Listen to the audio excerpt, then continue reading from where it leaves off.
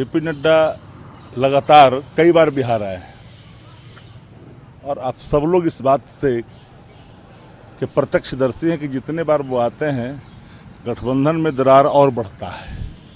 नड्डा के आने के बाद गड्ढा राजनीतिक तौर पर और गहरा होता जाता है। यूँ तो वो पटना से पढ़े लिखे हैं, पर एक बात स्पष्ट जान लीजिए कि विश्व की बड़ी पार्टी भारतीय जनता पार्टी कहती है अपने को, उसके राष्ट्रीय अध्यक्ष 3 नंबर की पार्टी जो बिहार में है उसके आके चरण वंदना करती है। और नीतीश कुमार जी ने अपने तिकड़म की राजनीति से विश्व की बड़ी पार्टी भारतीय जनता पार्टी को अपने पैरों के तले रौंद देते हैं। जब लहूलुहान होती है भारतीय जनता पार्टी राजनीतिक रूप से, तो राष्ट्रीय अध्यक्ष आकर करके पैचअप करने की कोशिश करते हैं। आने वाले कल में देखिए आने के बाद और क्या होता है। बिहार में बिहारी स्टूडेंट का जो बंगाल में हुआ है कैसे देखते हैं? हम हर घटना को एक नज़र से देखते हैं। बिहार और बिहारी दोनों हमारे लिए गौरव का सवाल है। जब मणिपुर में होता है बिहारियों के साथ भाजपा चुप होती है, हम वहाँ भी बात करते हैं। जब गुजरात और सूरत में नंगे करके पीटे जाते हैं बिहारी, वहाँ पर भी हम मुखरता के साथ बिहारी के पक्ष में खड़े होते हैं। बंगाल में जो मैंने वीडियो देखा, आपत्ति वाली वीडियो, वो स्टूल तो भारतीय जनता पार्टी का है, वो टीएमसी से संबंध भी नहीं है। लेकिन नेता प्रतिपक्ष तेजस्वी जी ने, लालू प्रसाद जी ने बात की वहाँ के शासन से, कार्रवाई का भरोसा दिया और शाम तक कार्रवाइयाँ हुई, पकड़े गए लोग। लेकिन भारतीय जनता पार्टी इस पर जो बवाल मचा रहे थे, कहीं असम के मामले में बोल ले, मणिपुर के मामले में बोल ले, गुजरात के मामले में बोल ले, नहीं बोलती है। हरियाणा में हुआ उसके मामले में बोल लो, नहीं बोल पाती है। अपने असम की बात की, जो वहाँ के सीएम उन्होंने कहा कि एनआरसी किया जाएगा और जिसका नाम एनआरसी नहीं है उनको बांग्लादेश भेज दिया जाएगा। देखिए, हेमंत बिस्वा शर्मा जो पुराने कांग्रेसी हाल ही में खांटी भाजपाई और आरएसएस बनने की कोशिश कर रहे हैं, इन पर भ्रष्टाचार के कई आरोप थे और कई आरोप कोई और नहीं, देश के प्रधानमंत्री और गृह मंत्री जो वर्तमान में उन्होंने लगाया। लेकिन जब भाजपा में चले गए तो फिर दूध से उनको स्नान करा करके पवित्र कर दिया गया। भाषाई जो तौर पर उन्माद को बढ़ावा देने वाले जो कुछ नेता भारतीय जनता पार्टी के अंदर में वाचालता के जो शिकार हैं, उसका दंश आवाम को भुगतना पड़ता है। ये देश सबों का है भैया।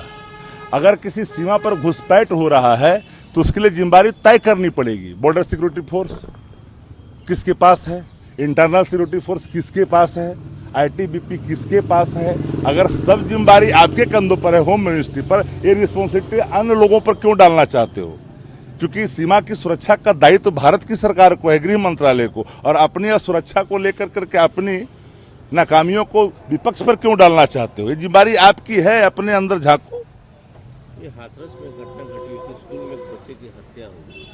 देखिए, हाथरस में पहले भी दलित अबला के साथ जिस तरह से दरिंदगी की घटना खुल करके आई थी, देश मर्माहत हुआ था, हम सब लोग शर्मसार हुए थे।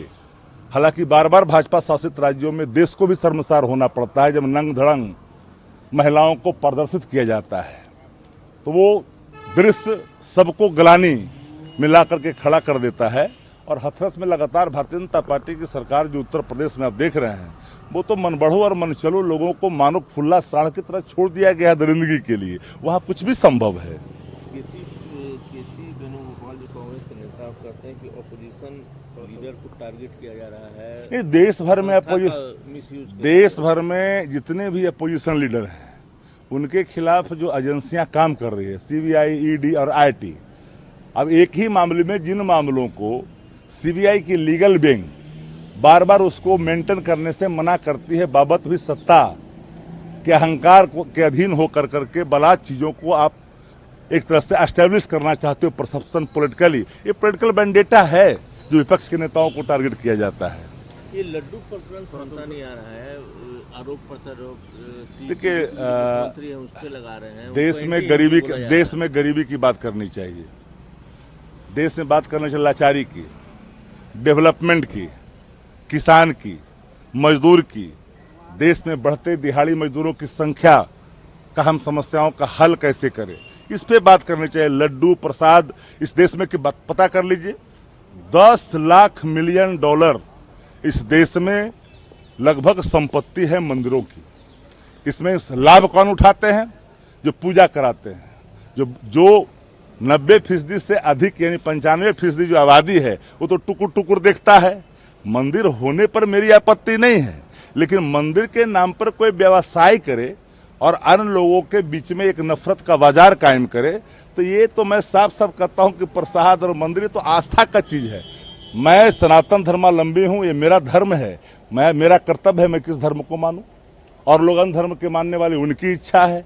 किसी के धर्म मानने पर किसी का पहरा नहीं हो सकता है देश के अंदर में। राजस्थान के डिप्टी सीएम के पुत्र का एक वीडियो आया है, उसमें पुलिस वालों के साथ कुछ फायरिंग की बात है, कैसे देखते हैं? दुर्भाग्यपूर्ण है, कोलैप्स है सिस्टम।